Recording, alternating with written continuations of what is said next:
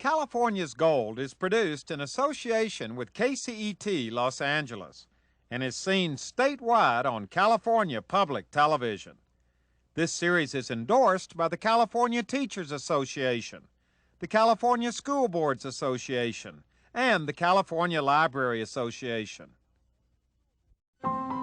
Whenever our nation wants a glimpse of the future, it looks to California, a place that's always embraced the new. As a company founded in California, we at Chevron believe the same. So today we're in our home state, harnessing the sun, developing a new generation of fuels. We've been here more than 125 years, and we're looking ahead and seeing what's possible. This is the power of human energy, Chevron.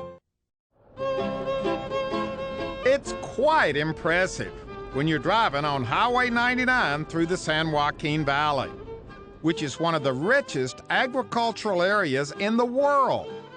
You're surrounded by fields as far as the eye can see, growing all kinds of produce from nuts to fruits to vegetables. But this adventure focuses on a whole new chapter of California's agricultural history. It's all very exotic, and it's all happening right in the San Joaquin Valley around Fresno. And it's very much a part of California's gold.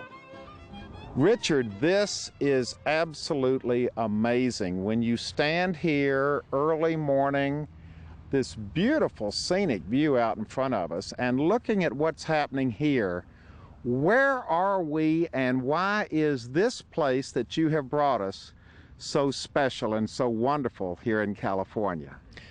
Well, at first guess, Huell, you would think that we're in Laos. Actually, we're here in Fresno County, San Joaquin Valley of California, the #1 county in California and the United States, and we're visiting a farm of an ethnic group called the Hmong. The Hmong. The Hmong, which they are from Laos, which is right next to Vietnam and Thailand. And why are they here, and why are they farming here? They're here because during the Vietnam War, they were recruited as allies by the CIA, and they were referred to as the Secret Army. And as we all know, when the U.S. pulled out of Vietnam, had the Hmong stayed in Laos, they would have been persecuted, killed, or jailed because the country was communist and still is communist. So the United States has, and other countries have allowed the Hmong to come to their countries as refugees. So they're here as refugees. And why here? Why in Fresno County, and why farming like this? Well, in Laos, it's really interesting. They were either soldiers or they were farmers. And so when they come here, they're no longer going to be soldiers, and the next thing they know are to be farmers. And this all started back in about '76. We started getting our first group of Hmong farmers. And they came to this area of California. They came to this area because the climate is similar, the soil is similar, the land is less expensive. If they were on the coast, it would be very expensive. If they were in Minnesota, it would be very cold. So this is comparable to their country. It's a family farm. This is a true, we talk about family farms in California. This is a true family farm where the kids, now they're in school during the school year, but they do come back on weekends, and they're out there helping mom and dad in the field. And here we go, USA right on the side of the melon. Here is our farmer right over here. Michael, you're also with the UC Extension, Agricultural Extension. Correct. What are we looking at here? First off, I need to meet this gentleman. Who is this fella? This is Bohuvu. Nice to meet you, sir. Nice to meet you too. Now, back in Laos, what did you do back there? When I live in the Lao country, I was a soldier. My leader is General Wang Pao. You were a soldier. How old were you when you were a soldier? I was a soldier when I was 10 years old. 10 years old? And now you're here farming. And Michael, there are a lot of things being grown here. What are we looking at right here? This is winter melon, and it's beautiful. And that's the opal. The what? It's the opal. It's another like a squash type. Wow. When now- the young fruits you use for cooking for eating, but the fruits mature, it harden, and you use to for a water container. Are these from Laos? Are these grown in Laos? Yes, everything here will grow in Laos. Look at the size. Are these ripe and ready to eat? Yeah. Ready to eat. You eat raw, you cook, that's okay. Same thing. Anything like we had no spray, same thing. I had a lot of customers that like my product a lot. Yeah, we like this kind of stuff. It's taste doesn't have any taste like a lot of water, but when you cook, it's soft. And what are you holding there? I'm holding a Chinese eggplant. And, Chinese eggplant. yes. Look at these. These are absolutely beautiful. Yeah. And he grows this all here. How much land does he have? 20 acre, right? 20 acres. Yeah. And you grow the melons, and again, the name of the melons? It's a winter melon. Not watermelon. Not watermelon, winter melon. Winter melon. Yeah, winter We melon. had some watermelon, but leave it there, maybe. So you grow American watermelon as well? I plant a lot of kind, maybe more than 100 kind total. Wow, Everything 100 here. More than 100 variety of crops in here. right on this land? Yes. This is bitter melon. There's bitter melons. And, But wait a minute, what are these things on the... several variety of bitter Oh, melon. Yeah, this look. is bitter melon. Yeah. These are called bitter Bitter melon. melons. Yeah. And what do they taste like? It's sort of bitter. That's why it's called bitter melon. What do they do with lemongrass? Here, smells it. Oh, it smells like citrus, like lemon. Yes. And what do they do with this? You can make lemongrass tea out of it, and a lot of the Asian they cut it, they bruise it, just throw it in your soup, stir fry it. It makes the food, the flavor taste better. See, you're right. I would have walked right by this, but there it is, right down there. Lemongrass. That's part of what they're growing here as well. I'm letting you do all the work. Yeah. Now you've got your whole family over here. Yeah, right. They help you a lot? Yeah, they help me sometimes when they come back to from school. But right now they have no school. So they're working in the fields. They help me just in the morning or sometimes when not so hot. When it when heats somebody up, the came with kids wimp out and you stay here. Maybe. He's carrying the melon in. And we got a whole little display. Come over here, Michael, and tell us what we've got set up here, because this kind of shows a variety. Very little of what he have. He have over 100 crops here. And over here you have lemongrass, and you have the Hmong cucumber here. Look Hmong at cucumber. this. Hmong cucumber. Yes, Hmong cucumber. And I'm just going down the line here. And then down here is the winter melon. Uh-huh. Then here's the snake gourd. Snake gourd. gourd. Yes, snake gourd. So you don't eat it? Everything here is you eat it. I got you. Everything. Everything you eat it. These are beans. Yeah, the long beans. This is the white, lighter color. Oh my gosh, look at what is this? Also Bitter bitter melon, melon. Hmong Different. bitter. Oh, different these are variety. the bigger version of what Yes, we just yes, saw yes. in the little Yeah, green maybe one. 5 or 6 varieties. These are the white ones? Yes. Yeah, we have a short one too. Look at this, and the green ones, you've got long Yeah, ones, yeah. you've got the Yeah. puffy ones. Yeah, Oh, the short these are, one, like that. oh, wow. But right now still young. Maybe when bigger, when like Gets that. big. But they're like that.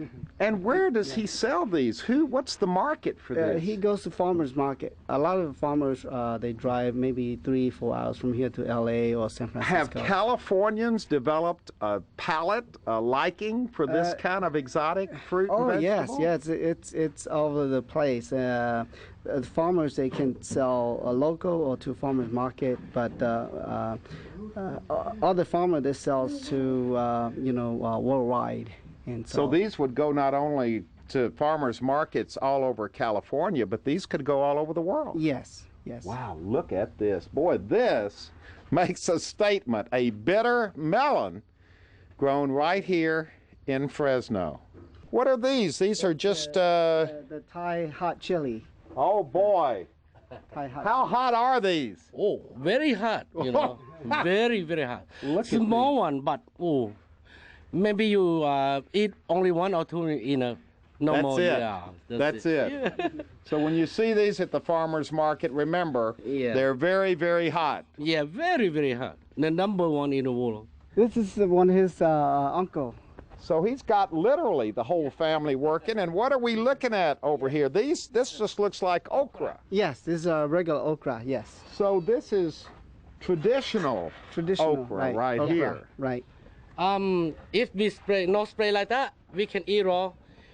You know, a little sticky. Oh, can I have a piece? Yeah, okay, go ahead, try it. That's okra. Okra. Yes. I know okra. We eat okra. Can Michael make a translate for me a little bit, okay?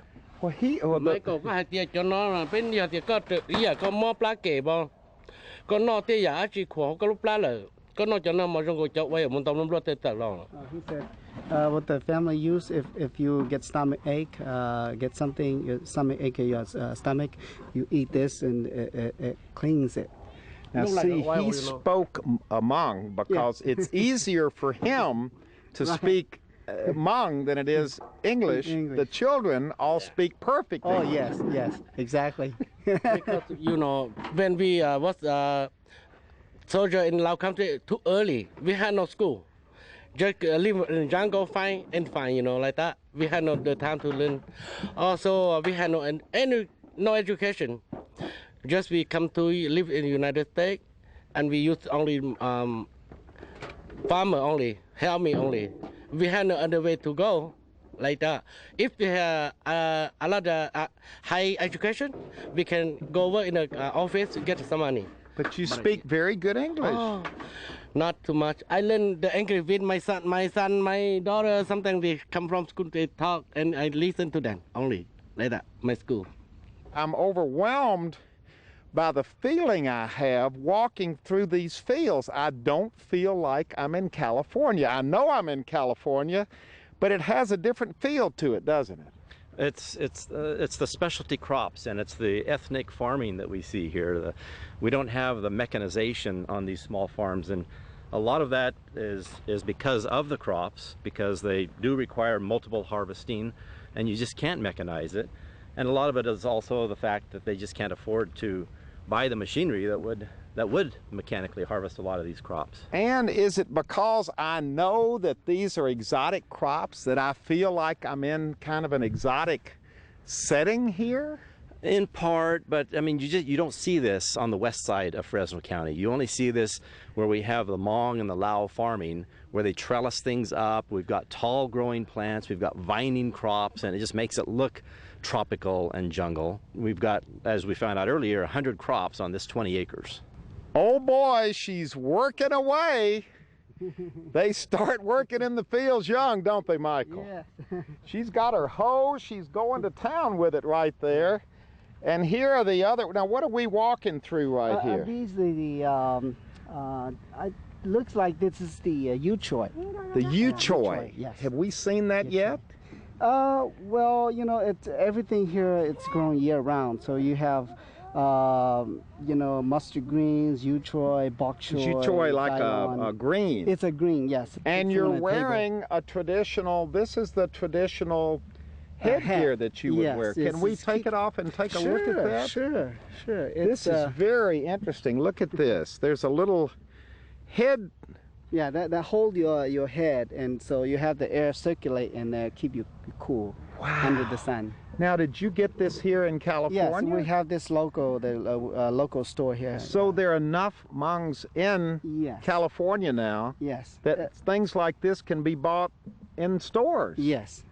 And Fresno County is the largest Hmong population, and we're the largest Hmong in the United States. How many? We have over 1,200 farmers here, and over 800 Hmong farmers. Wow. So wait a minute.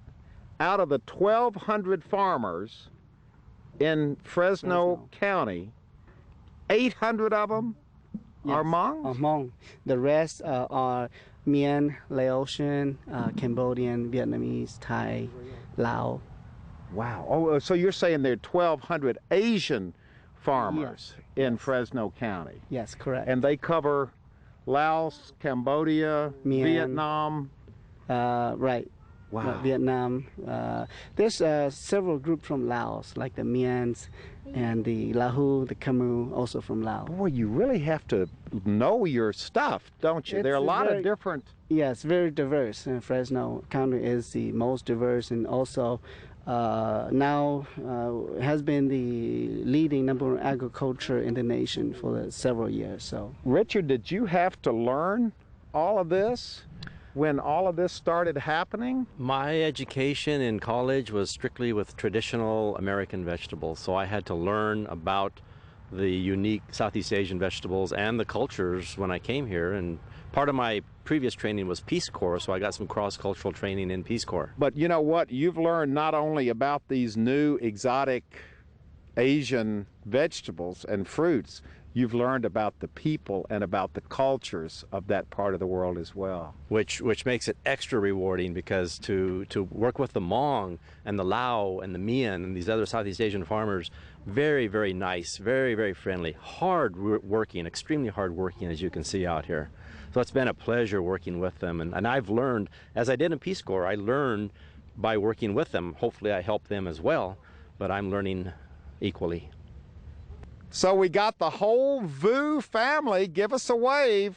They have been here since 1992 and are very much a part of the texture and the fabric right here in the San Joaquin Valley. They've taken a break for just a minute to say goodbye, but as soon as we leave, they'll be back to work. Right, Mr. Vu? Absolutely. Give us a wave. We've had a wonderful time visiting with you this morning and learning about what you grow. Now it gets even more interesting because, Richard, we have seen the smaller operations, the small family farm operations here. This is a huge operation. You've brought us to Cherta Farms, which is the largest Hmong farm in the United States. So this is a big operation. This is a big operation. Now, compared to the west side of Fresno, it's not big, but compared to all the other Southeast Asian farms, this is very big. Okay, and we just happen to have the guy who knows firsthand. Your name, sir, is? Ping. Okay, and your father owns all of this. Right. You're the second generation who's working here. Pretty much. Tell us what we've got here. How big is this thing, and where do you send all your products? Well, their entire farm here consists of a little bit over 100 acres, and we're growing different specialty crops like oppo and mokuo. Then here we have Chinese eggplants. And yeah, now we saw some of these eggplants earlier today, but I've never seen them on the vine like this. Look at this. We saw some that are bigger than this. So these aren't quite ready to be picked yet, are they? No. They'll be there how much longer? Maybe about tomorrow or the day after. Oh, really? Yeah. Okay. And where do you ship all of this? Most of these we ship throughout California, but we do have markets out in New York, Ontario, or Vancouver, all in Canada. And is it mainly to the Chinese community, to the Asian community, or is it are other cultures beginning to get into this kind of food as well? Right. Well, the majority of our buyers are Chinese. However, we do sell specialty crops to more ethnic groups, or to even Hmong customers out in Minnesota and Wisconsin. Really? Like Right. this? Right. And what about these? Are these popular? Yes, they actually quite are. They're more of a crop that's it's more refreshing to the person to eat, and you can actually stir fry these, and they make a great additive to it. Okay, so could we just cut one off there and cut it open and eat it right now, or does it need to be cooked and prepared in some kind of way? This is all new to me. You can eat it right now, but it doesn't get as much flavor as if you were to cook it. Now, you were born here in California. Right so here in Fresno. You are basically straddling two cultures in a way, aren't you? Yes. How hard is that for you? It's kind of horrible because I'm losing one while I'm picking one up. Then as I try to go back, I kind of, forget. So you're Fresno saying City. you're losing your Hmong Yeah. heritage, and because you're born and raised in Fresno, so you're kind of, do you speak Hmong? I do, but I'm as fluent in Hmong as my relatives are fluent in English. So what do you talk when you're at home, talking with your mom and dad? I speak in Hmong, but sometimes I construct it in the English grammar, and it sounds weird to them or awkward. Yeah. Now this is fascinating. Right here in the middle of the bitter melon field, right behind this umbrella, look what we have found. And Ping, this is very interesting. What are we looking at right now? Well, these are our field workers, and usually they like to have lunch out in the middle of the fields because it's a lot more convenient than going to like a house or driving back and forth. So they're just eating right out here in the middle of the field. And what are they having? And this is fascinating because you said this is typical Hmong food, a meal that they would be having. Yeah. We have boiled pork with sour bamboo shoots. And then they have the watermelon slush where they scoop the watermelon in. It's more of like a refreshment instead of having straight water. A watermelon slush. Yeah. So they've got rice, and what have they put inside the watermelon? Watermelon is basically the watermelon itself. You just re-scoop it into itself to make the slush. But the rice has liquid in it. That's just rice with water. It's instead of having like a cup. Most Hmong people, instead of using a cup, they'd put just the rice in the water. Wow. You just showed up. I've been talking to your son. I've been talking to your family members. Well, he probably will be the next generation. Yes, absolutely. Boy, you have got quite an operation right here. Well, it's not that much that I anticipate. I wanted to do more. Really? Yes. Because this is the biggest Hmong farm in California. I would say so. And maybe the biggest Hmong farm in the United States. Wow. And what kind of challenges does that present to you to run a farm this big? Well, we used to run a very small farm, like a family farm, a couple acre plot.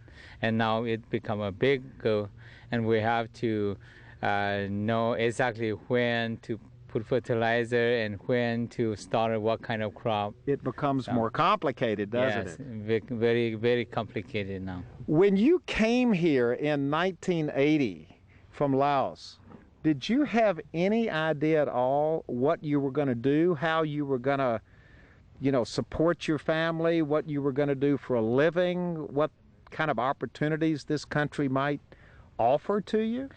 Well, I think I am just like any typical Hmong people. When we first came to this country, all we knew what we did was get away from Laos to try to live one more day. And so we did not anticipate what to do over here at all until we got over here and we looked around. We thought, oh, well, all the skill that we brought with us was farming. And let's put this skill to work. And how did you find the San Joaquin Valley and find that this is where you would choose to make your life? Well, my family came to Orange County, and we heard that Fresno has the best place to grow produce. And we say, well, let's go up there and take a look. So you came from Laos to Orange County to Fresno. That's correct.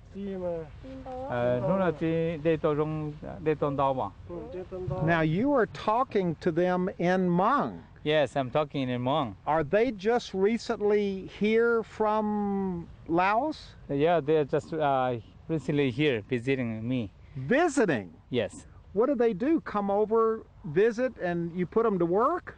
No, they come here. They wanted to test their skill and how we work over here so they can bring this knowledge and use back home. So they are citizens of Laos. They are citizens of Laos. They've come over here to work on your farm outside of Fresno, and then they're going to go back to Laos and take what they've learned with them. Well, I could not say they work for me, but they come here to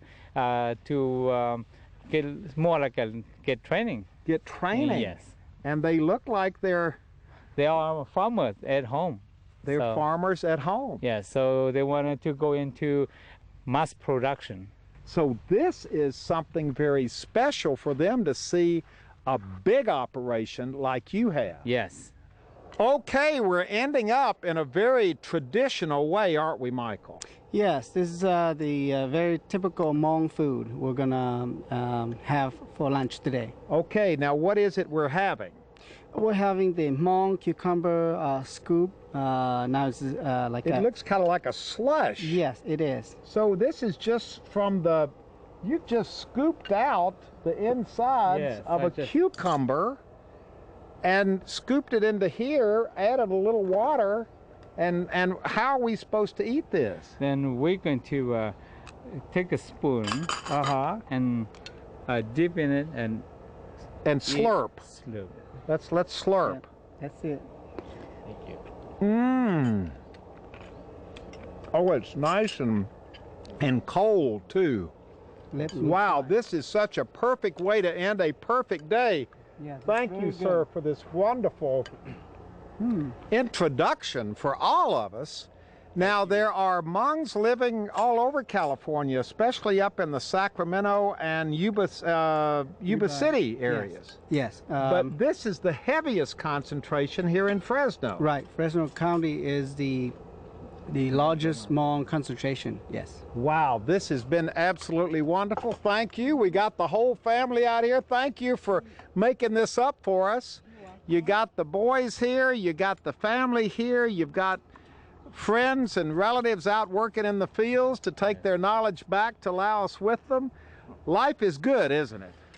Well, life here is so much better than way back home. Yeah. So I would say we have excellent life here. Yeah. It's a good opportunity for us to We call it make the this American one. dream. The American dream. Boy, that is what we have seen today, because not only have we learned about this new chapter in agricultural history here in the San Joaquin Valley, but we've learned about this new chapter of cultural and ethnic history here in California in the San Joaquin Valley as well. This wonderful story, this American success story right here outside of Fresno. This success story that is very much a part of California's gold. What an interesting and inspirational story about the Hmong farmers in the San Joaquin Valley. Now, if you'd like to go on this adventure again or donate a copy to your local school or library, it's available on video cassette and on DVD. All you have to do is call 1-800-266-5727 and we'll be glad to send it to you right away. Whenever our nation wants a glimpse of the future, it looks to California, a place that's always embraced the new. As a company founded in California, we at Chevron believe the same. So today we're in our home state, harnessing the sun, developing a new generation of fuels. We've been here more than 125 years, and we're looking ahead and seeing what's possible. This is the power of human energy, Chevron.